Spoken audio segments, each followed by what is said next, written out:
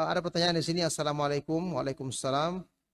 Apakah jika seseorang masih takut dengan makhluk halus, jin dan syaitan ketika sendiri di dalam gelap ataupun di tempat sepi, apakah keimanan seorang itu masih diragukan? Karena ana jujur masih merasa takut kalau malam-malam lewat gang yang sepi dan gelap.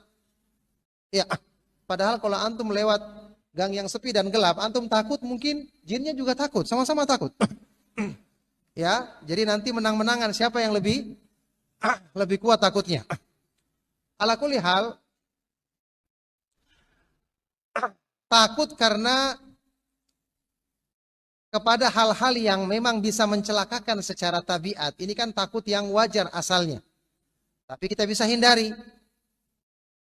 Misalnya binatang buas.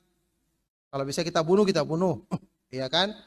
Tapi kalau seperti jin dan syaitan, Allah Subhanahu wa taala sebutkan, inna kaida syaitani kana dha'ifa. Sesungguhnya tipu daya syaitan itu lemah.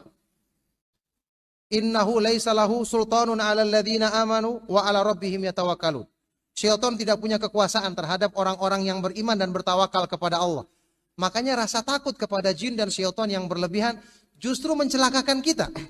Karena Allah sebutkan di ayat ini, kalau kita punya iman dan tawakal, bersandar kepada Allah, segera kita berlindung kepada Allah, membaca zikir yang disyariatkan ketika kita singgah di suatu tempat yang kita khawatirkan ada yang mencelakakan, baca a'udzu bikalimatillahi at-tammati min syarri ma khalaq. Aku berlindung dengan kalimat Allah yang sempurna dari kejahatan makhluk-makhluk yang jahat.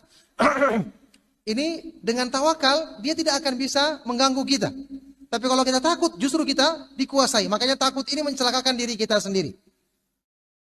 Makanya rugi. Oleh karena itu ketika seorang dalam keadaan takut, dia ingat kepada Allah Subhanahu wa taala. Ya.